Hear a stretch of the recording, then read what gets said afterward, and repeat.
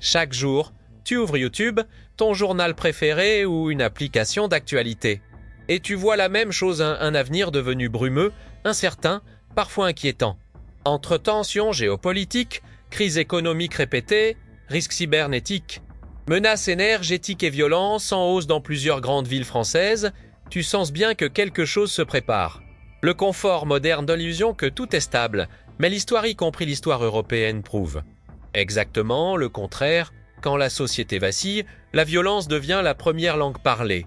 C'est dans ce contexte que la majorité des gens se trompent lourdement. Beaucoup s'imaginent capables de se défendre. Ils se voient comme des héros de films d'action, comme s'ils allaient soudainement se transformer en Rambo dès qu'un danger surgirait. La réalité est bien plus crue, la plupart n'ont aucune compétence réelle de combat. Aucun entraînement, aucune expérience, aucun contrôle émotionnel et surtout, aucune idée du chaos que représente une confrontation physique réelle. En France comme ailleurs, lorsque les ressources manquent, que ce soit de la nourriture, du carburant, de l'eau, ou simplement de la sécurité, ceux qui n'ont rien tenteront toujours de prendre à ceux qui ont quelque chose. C'est un mécanisme humain primitif, intemporel. Dans chaque effondrement historique sur notre continent, des Balkans à la Seconde Guerre mondiale jusqu'aux crises plus récentes, la violence n'a jamais tardé à se manifester. C'est pourquoi la première compétence essentielle d'un survivaliste moderne, c'est la défense personnelle, pas dans un sens hollywoodien, dans un sens pratique, réaliste, lucide. Se défendre pour de vrai signifie 3 choses fondamentales. 1. Développer une condition physique fonctionnelle. Se défendre ne consiste pas seulement à frapper, c'est résister, encaisser, courir, tenir debout malgré la peur, malgré l'adrénaline, malgré le stress. Dans un scénario de crise, si ton corps te trahit, toutes tes connaissances deviennent inutiles. La force fonctionnelle, pas la musculation d'esthétique, mais la force réelle devient un outil vital. 2. Comprendre le combat réel. Les combats de rue n'ont rien de noble ni de contrôlé. Ils sont rapides, chaotiques, brutaux. La majorité des altercations se gagnent non pas par force, mais par maîtrise du stress, par capacité à décider en 1 seconde, par connaissance du corps humain et des distances. Apprendre un art martial réaliste boxe, lutte, jujitsu, krav maga, t'enseigne la vérité que le confort moderne t'a fait oublier. Ton corps est une arme, mais seulement si tu sais l'utiliser. Sans entraînement, tu n'es qu'une cible de plus. Connaître les arts, même si tu n'en possèdes pas. La France a une législation stricte concernant les armes à feu. Cela ne change rien au fait que, dans une crise grave, ceux qui commettent la violence seront armés. Comprendre le fonctionnement mécanique d'une arme, sa portée, ses faiblesses, ses angles morts, ses risques. Ce savoir te permet de ne pas paniquer face à une menace armée, même si tu es désarmé. La connaissance n'est pas un crime. L'ignorance, dans une situation extrême, peut te coûter la vie. La vraie maîtrise donne la paix. Voici le paradoxe que les civils comprennent pas. Plus tu sais te défendre, moins tu cherches le conflit. Une personne entrée ne perd pas son 5 fois dans une dispute. Elle ne joue pas haut, dur, elle n'a rien à prouver. Elle sait reconnaître un scénario qui dégénère, et surtout, elle sait l'éviter. Parce que lorsqu'on comprend réellement ce qu'implique la violence, on ne la romantise plus. Dans un effondrement, il n'y aura pas de police qui arrive en 5 minutes. Il n'y aura pas de voisins pour intervenir. Il n'y aura que tes compétences, ton calme et ta capacité à protéger ceux que tu aimes. Se défendre pour de vrai n'est pas une option. C'est la fondation de toute préparation. Si tu veux devenir autonome, lucide et prêt pour l'imprévu, clique sur s'abonner maintenant. On parle souvent de force, de combat, de défense. Mais voici une vérité que peu de gens acceptent. Même le meilleur combattant du monde peut mourir d'une blessure stupide, si personne ne sait quoi faire. Dans une société moderne comme la France, le SAMU, les pompiers, les urgences hospitalières sont devenues si efficaces que la plupart des gens ne réalisent même plus à quel point il en dépendent. Une coupure profonde, un appel au 15, un accident. Une ambulance en 10 minutes, une crise d'asthme. Les urgences les plus proches. Mais dans un scénario d'effondrement, ou même simplement dans un contexte où les infrastructures sont saturées ou inaccessibles, cette sécurité disparaît instantanément. Et tout à coup, des blessures qui aujourd'hui se traitent facilement deviennent potentiellement mortelles. C'est pourquoi la deuxième compétence essentielle d'un survivaliste, peut-être même la plus, Urgente, c'est la capacité à sauver une vie, la tienne ou celle des autres. La vérité est brutale dans chaque catastrophe européenne des dernières décennies: inondations, attentats, accidents technologiques. Tempête des morts aurait pu être évitée si davantage de civils avaient eu une formation minimale de premiers secours. La France propose pourtant de nombreux stages PS et prévention et secours civiques de niveau 1, souvent accessibles, parfois même gratuits. Mais combien de gens prennent réellement le temps d'y insister? Très peu. Le survivaliste, lui, n'a pas ce luxe de l'ignorance. Stabiliser avant tout, la première mission d'un secouriste n'est pas d'agir vite, mais d'agir juste. Dans un environnement chaotique, chaque seconde de panique multiplie les erreurs. Savoir approcher une victime en sécurité, évaluer la scène, vérifier la conscience, la respiration, le pouls. Ce sont des gestes simples, enseignés partout, ignorés par la majorité de la population. Un survivaliste doit être capable de protéger la zone, analyser l'état de la victime, empêcher l'aggravation immédiate, appeler ou remplacer les secours lorsqu'ils n'existent plus. 2. Comprendre les hémorragies. La priorité absolue lors d'un effondrement, l'accès à un hôpital devient incertain. Et aucune blessure n'est plus dangereuse, plus rapide, plus silencieuse qu'une hémorragie massive. Un garrot improvisé, une compression bien placée, un pansement compressif. 3 gestes pouvant faire la différence entre la vie et la mort. La plupart des gens ne savent pas les réaliser. Toi, tu dois savoir. Maintenir une victime en vie jusqu'à une solution, sauver une vie, ce n'est pas seulement empêcher la mort immédiate. C'est aussi savoir gagner du temps. Tu dois savoir immobiliser un membre fracturé, utiliser une écharpe improvisée, mettre quelqu'un en position latérale de sécurité, réchauffer une personne en état de choc, désengorger quelqu'un qui s'étouffe, pratiquer une RCP avec. Efficacité. Le plus choquant, c'est que ces techniques s'apprennent en quelques heures, et pourtant elles sont inconnues de la majorité des Français. Imagine un instant un accident de voiture sur une route de campagne. Des secours indisponibles ou très éloignés. Un proche blessé, inconscient, sans respiration. Sans formation, tu regardes la vie s'échapper. Avec formation, tu as une chance réelle de l'arracher à la mort.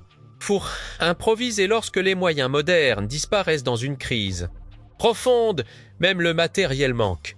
Pas de pansement stérile, pas de désinfectant, pas de matériel médical. Tu dois alors comprendre comment utiliser le strict minimum, un tissu propre.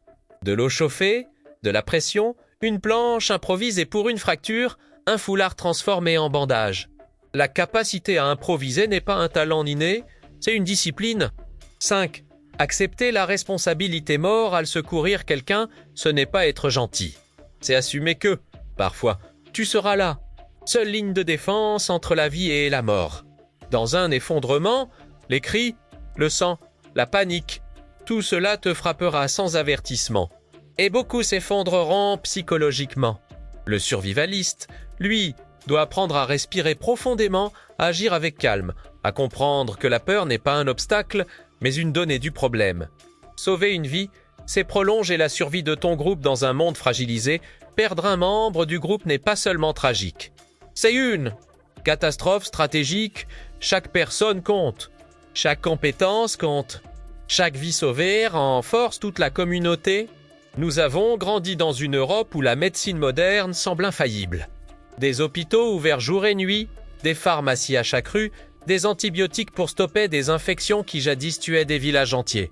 Le citoyen moderne se rend même plus compte du luxe quotidien dans lequel il vit, celui de pouvoir survivre à presque tout grâce à une infrastructure gigantesque, coûteuse, fragile et terriblement dépendante du bon fonctionnement de la société. Mais dans un scénario d'effondrement, même partiel, même temporaire, cette réalité disparaît, plus d'urgence, plus de généralistes disponibles, plus de pharmacies approvisionnées. Les chaînes logistiques se brisent, les stocks s'épuisent, et soudain, une simple coupure infectée peut devenir une condamnation à mort. C'est ici que commence la 3e compétence essentielle du survivaliste, savoir soigner avec ce que la nature offre, comme le faisaient nos arrière-grands-parents. Cette idée dérange beaucoup de gens. Elle semble archaïque, primitive, presque superstitieuse. Et elle est terriblement logique si la médecine moderne disparaît, ne serait-ce que quelques semaines. Tu devras redevenir un soignant d'avant la modernité, un humain qui comprend son environnement et y cherche des solutions. Redécouvrir les plantes médicinales locales. L'Europe regorge de plantes utilisées depuis des siècles, la camomille pour les inflammations digestives, le thym pour les infections respiratoires, la consoude pour les douleurs musculaires, la menthe poivrée pour les crampes, l'ortie pour reminéraliser le corps, la lavande pour calmer la douleur et l'anxiété, l'ail pour ses propriétés antibactériennes naturelles. Ce savoir n'est pas magique. Il est empirique, accumulé par des générations entières avant que l'Occident ne découvre les antibiotiques, et aujourd'hui, ce savoir disparaît. Personne ne lit plus les herbiers. Personne ne sait reconnaître une plante en forêt. Personne ne sait préparer une infusion ou un baume. Le survivaliste, lui, n'a pas le droit à cette ignorance. 2. Préparer les remèdes, un art simple mais exigeant, savoir reconnaître une plante ne suffit pas. Il faut aussi comprendre comment l'utiliser. Une infusion libère les principes actifs aromatiques. Une décoction extrait les composants résistants. Une macération concentre les propriétés sur plusieurs jours. Un baume nécessite une base grasse. Une teinture repose sur l'alcool, rarement crise mais extrêmement efficace. Chaque méthode a son utilité, et aucune d'elles n'est instantanée. La médecine traditionnelle demande patience, précision et discipline. Tri, comprendre, les limiter, les accepter, voici la vérité que personne n'aime entendre. La médecine alternative ne remplacera jamais totalement la médecine moderne. Une plante ne rivalisera jamais avec un antibiotique puissant. Un baume ne remplacera pas une suture propre. Une infusion ne guérira pas une septicémie. Mais dans un monde où tu n'as plus ces options, ce n'est pas la perfection qui sauve, c'est la compétence. Une blessure propre, désinfectée à l'eau bouillie, protégée d'un baume antiseptique naturel et surveillée attentivement, a bien plus de chances de guérir qu'une blessure laissée à l'abandon. Le survivaliste n'est pas un magicien, c'est un pragmatiste. 4. Construire une pharmacopée maison. La plupart des maisons françaises possèdent une armoire à pharmacie bien fournie. Mais ce stock ne durera pas éternellement. Et il n'est pas renouvelable en crise. Tu dois apprendre à constituer une réserve naturelle, plantes séchées, huile essentielle de base, alcool à 90 degrés tant qu'il existe, compresse réutilisable, savon artisanal antiseptique, vinaigre pour la désinfection douce, miel brut, véritable trésor antibactérien. Ces ressources, simples aujourd'hui, deviennent or demain. 5. Préparer le corps et l'esprit. Soigner quelqu'un. Situation de colapso não é limpar arranhão no banheiro de casa. C'est regarder une personne souffrir, parfois paniquer, parfois crier, et devoir agir malgré l'émotion, malgré la peur, malgré l'incertitude. La médecine alternative ne demande pas seulement de la technique, elle demande du courage, de la constance et une lucidité presque douloureuse. Tu feras de ton mieux, mais ton mieux n'aura jamais de garantie. C'est ce qui distingue le survivaliste du citoyen ordinaire, il agit même sans certitude. Dans un effondrement, les plantes, la chaleur, la propreté, la patience et l'observation redeviendront des armes essentielles. Peut-être pas aussi puissantes que la médecine moderne, mais infiniment meilleures que l'impuissance. Là où la civilisation échoue, l'autonomie commence. Lorsque l'on parle de survie, beaucoup imaginent immédiatement des techniques modernes, l'emplaide. Filtre à eau ultra léger, couteau sophistiqué, sac tactique inspiré de l'armée. Toutes ces innovations sont utiles, bien sûr, et elles cachent une réalité brutale que peu de citoyens européens n'acceptent dès que le matériel disparaît. L'homme moderne ne sait plus rien faire. Nous vivons dans un continent où la nature est souvent domptée, où les forêts sont balisées, où les montagnes sont cartographiées, où même les parcs sauvages disposent de zones sécurisées et de secours opérationnels. Cette sécurité permanente a érodé une compétence fondamentale, la capacité de survivre avec presque rien. Le survivaliste doit accepter une vérité que le citadin actuel refuse d'affronter si un effondrement renverse l'ordre social. Même partiellement, tu devras savoir faire face à un environnement qui ne te doit rien, qui ne te protège pas, qui peut même te briser, si tu ne comprends pas ses lois. C'est la raison pour laquelle la survie primitive est la 4e compétence. Essentielle. Elle n'est pas un retour romantique aux sources. Elle est une nécessité mathématique. Dans un monde sans infrastructure, la nature devient ton unique ressource. Lire la nature, comprendre avant d'agir. La plupart des gens ne savent plus interpréter une forêt. Ils ne voient qu'un décor. Un survivaliste, lui, doit apprendre à lire les signes, l'humidité du sol qui indique la présence d'eau, l'orientation des mousses sur les troncs, les empreintes, les bruits, les odeurs, les plantes comestibles et les plantes toxiques, la structure du vent dans une clairière, la forme d'un nuage annonçant une pluie violente. La nature parle constamment. Le problème, c'est que le moderne l'écoute plus. Tout offert du feu la frontière entre la vie et la mort avec un briquet, tout le monde croit savoir faire du feu. Sans briquet, dans une forêt humide, un vent froid, une nuit tombante. C'est une autre histoire. Le feu, c'est la chaleur, la lumière, la désinfection, la cuisine, la protection contre les animaux et les hommes. Sans lui, tu n'es qu'un organisme fragile perdu dans l'obscurité. Apprendre à créer un feu avec une pierre et un acier, avec un arc à friction, avec un percuteur, avec des matériaux trouvés sur place et surtout savoir protéger la braise. Ce savoir fait partie des compétences qui, un jour, peuvent te sauver la vie. Tri, trouver et purifier l'eau claire n'est jamais synonyme d'eau propre. C'est l'erreur qui tue le plus d'eau. Débutant. L'Europe abrite encore des zones où l'eau de source est pure, mais elles deviennent rares et dans un scénario d'effondrement. Les contaminations humaines augmentent brutalement. Tu dois donc maîtriser la filtration improvisée, la décantation, la purification thermique, la reconnaissance des eaux stagnantes dangereuses, l'observation des zones où la nature indique la présence d'eau potable. Dans la survie primitive, l'eau n'est pas un confort, c'est une obsession. 4. Construire un abri, la première ligne défense, le froid, l'humidité et le vent tuent bien plus rapidement que la faim. Un abri rudimentaire vaut mieux qu'un équipement sophistiqué sans compétence. Le survivaliste doit savoir utiliser les arbres tombés, construire un toit naturel, choisir un terrain sécurisé. Éviter les zones d'éboulement, les lits de rivière et les pièges naturels, utiliser la végétation pour isoler son corps du sol. Un abri n'a pas besoin d'être beau. Il doit être efficace. 5. Se déplacer dans un environnement hostile. Beaucoup pensent qu'ils ne se perdront jamais. Quand l'angoisse monte, quand tout se ressemble, quand les repères disparaissent, la panique remplace la logique. Le survivaliste apprend à maintenir une direction sans boussole, identifier les points hauts, éviter les zones marécageuses, comprendre les comportements animaux, repérer les traces humaines, se déplacer intelligemment, économiser de l'énergie, et rester en vis existence, accepter la solitude et le silence. Le plus grand choc pour un Européen moderne n'est pas la nature elle-même.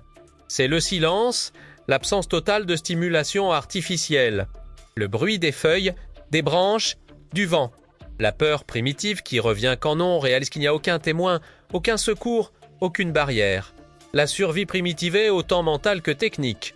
Elle apprend l'humilité, la patience et l'instinct. La nature ne pardonne pas l'ignorance, mais elle récompense.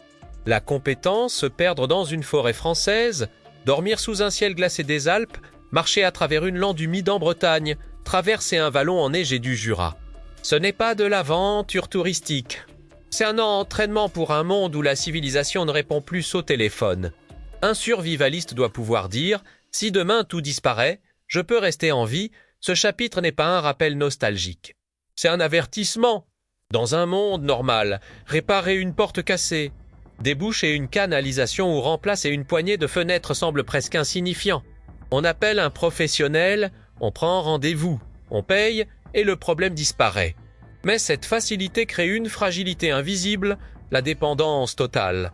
L'effondrement, ce n'est pas seulement le manque de nourriture ou de sécurité. C'est la disparition soudaine de tous les métiers qui rendent la vie moderne supportable. Quand le plombier ne vient plus, quand l'électricien ne décroche plus, quand les pièces détachées ne sont plus livrées, quand les matériaux deviennent rares, quand les magasins ferment ou sont pillés. Ce jour-là, l'homme incapable de réparer son propre environnement devient esclave de ses problèmes. Le survivaliste, lui, doit devenir autonome. La 5e compétence essentielle est donc la capacité de construire, réparer, ajuster, improviser. Non pas comme un métier spécialisé, mais comme un ensemble de réflexes qui permettent de garder son territoire fonctionnel même. Minimalement, quand tout s'effondre autour. 1. Savoir analyser un problème avant de toucher à quoi que ce soit la plupart des gens. Lorsqu'un objet casse, réagissent par panique ou par précipitation. Ils tirent, forcent, démontent mal, aggrave la situation. Le survivaliste apprend l'opposé, il observe. Où est la panne? Quel élément ne joue plus son rôle?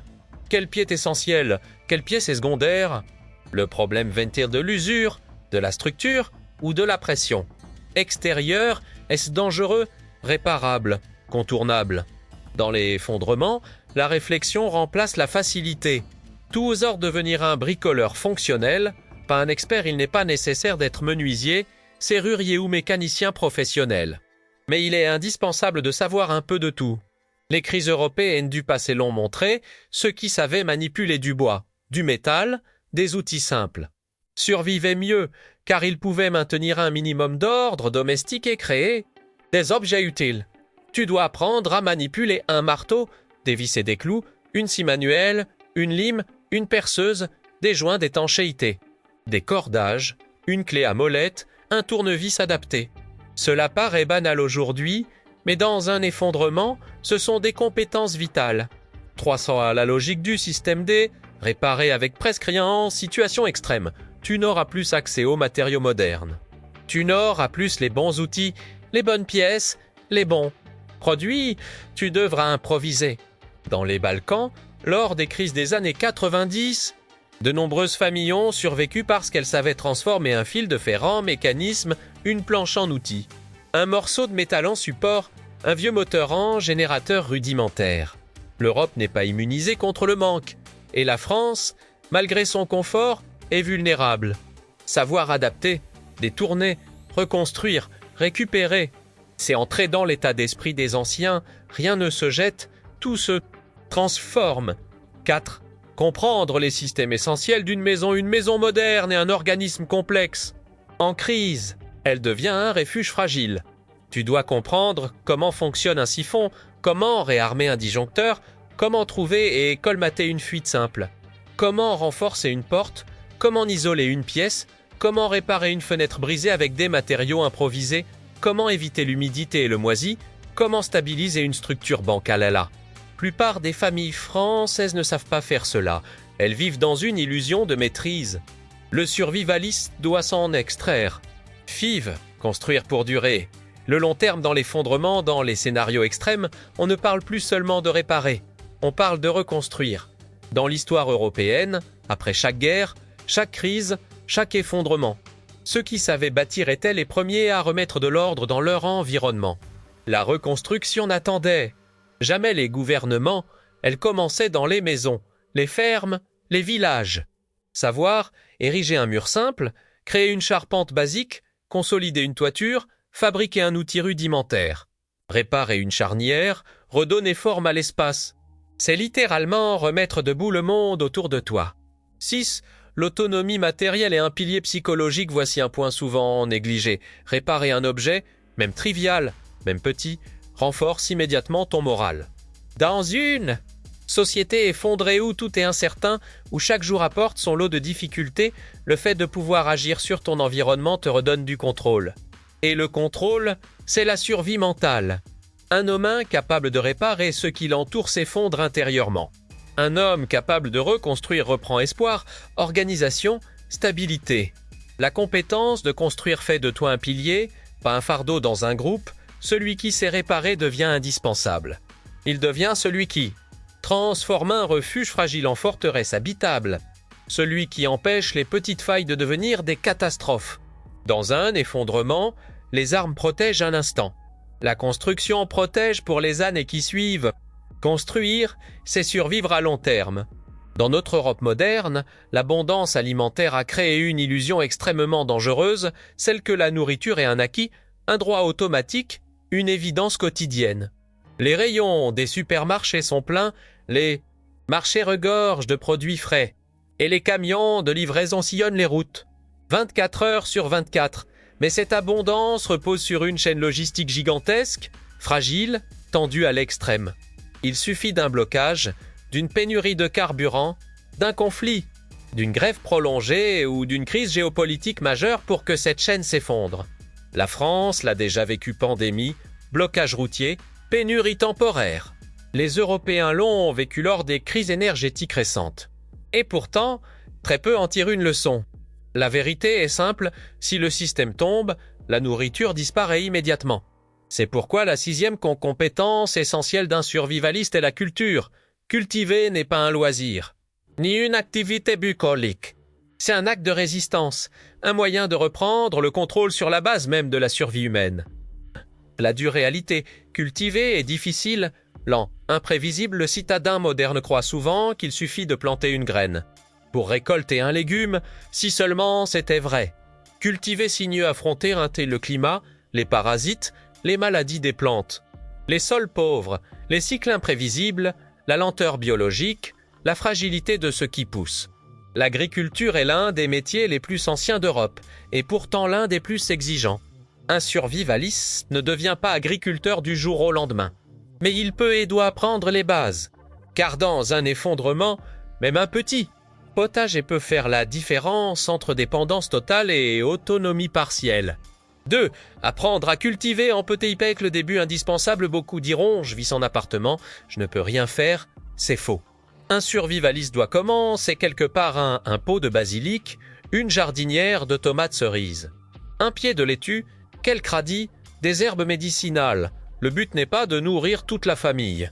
Le but est d'apprendre les cycles de la vie végétale, le rythme, la patience, l'arrosage, la gestion du soleil, les erreurs, les réussites.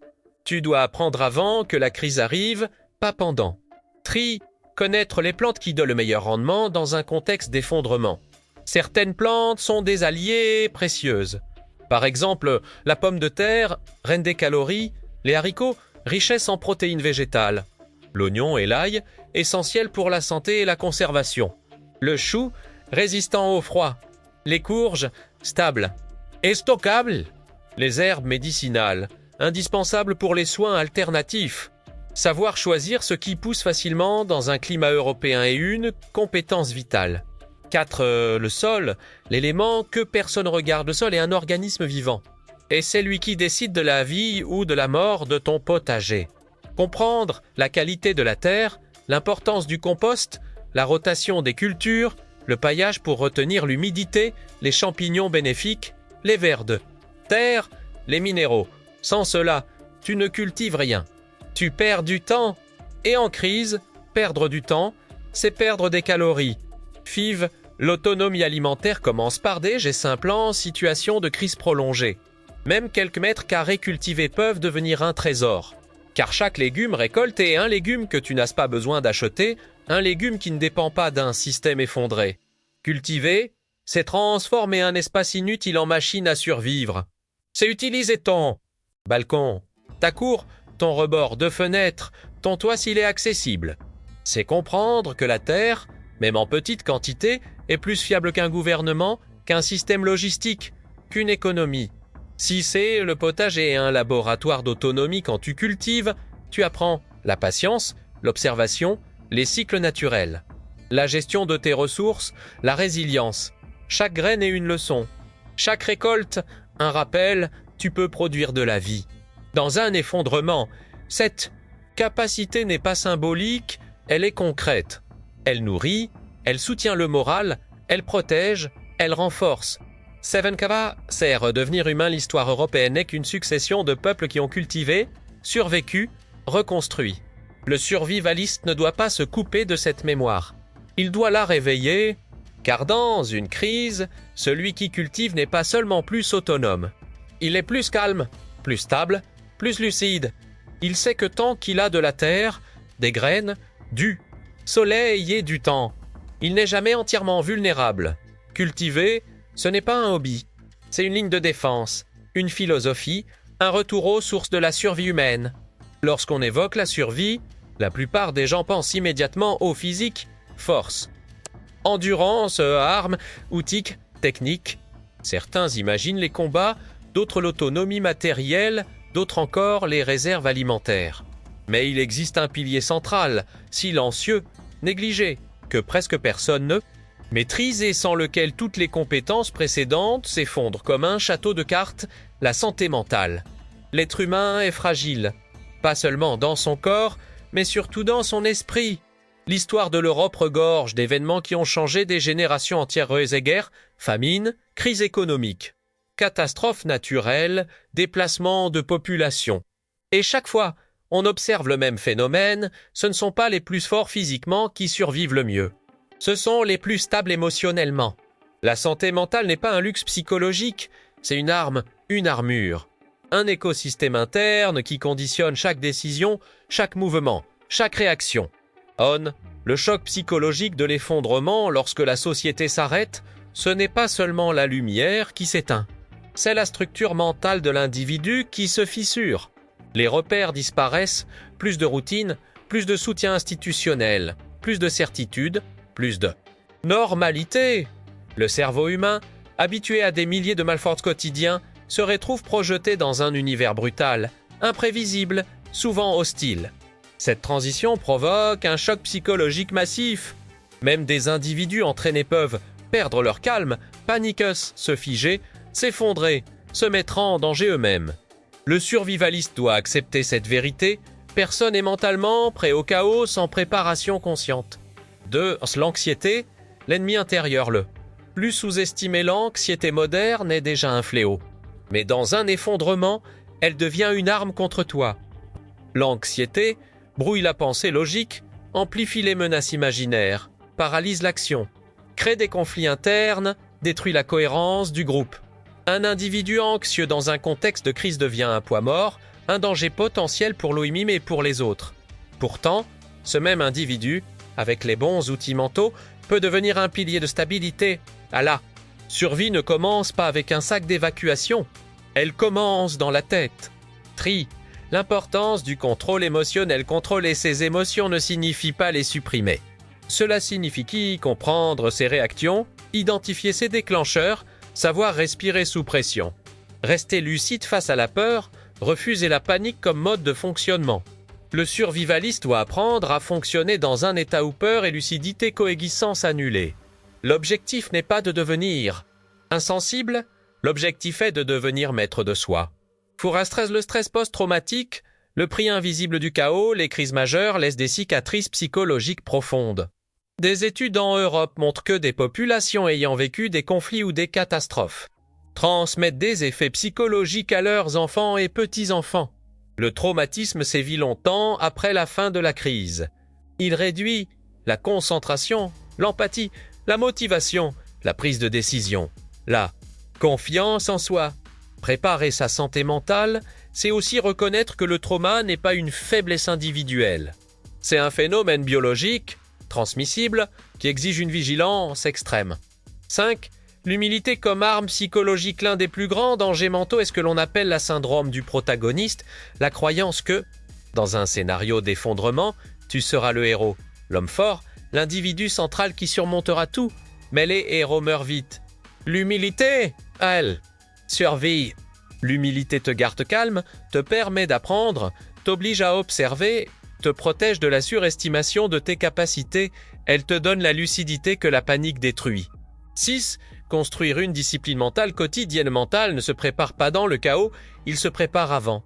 Quelques pratiques essentielles, lire des ouvrages qui renforcent la réflexion. Entraîner son esprit à l'inconfort, pratiquer la méditation ou la respiration contrôlée, accepter le silence. Renforcer son autonomie émotionnelle, s'exposer volontairement à de petites doses de stress contrôlé. La stabilité mentale n'est pas un cadeau, c'est un entraînement. Seven, le mental, ciment de toutes les autres compétences. Tu peux être fort, armé, entraîné, autonome. Mais si ton mental s'effondre, tout s'effondre. La survie est un équilibre entre le corps, la technique, l'environnement et l'esprit. Et l'esprit est le point central. C'est lui qui te permet de rester debout quand tout s'écroule, c'est lui qui protège ton groupe. C'est lui qui te guide lorsque plus rien n'a de sens. La survie commence dans la tête et c'est là qu'elle se termine. Un survivaliste, mentalement, préparé n'est pas invincible, mais il est difficile à briser. Et dans un effondrement, c'est souvent cela qui fait la différence entre vivre et disparaître.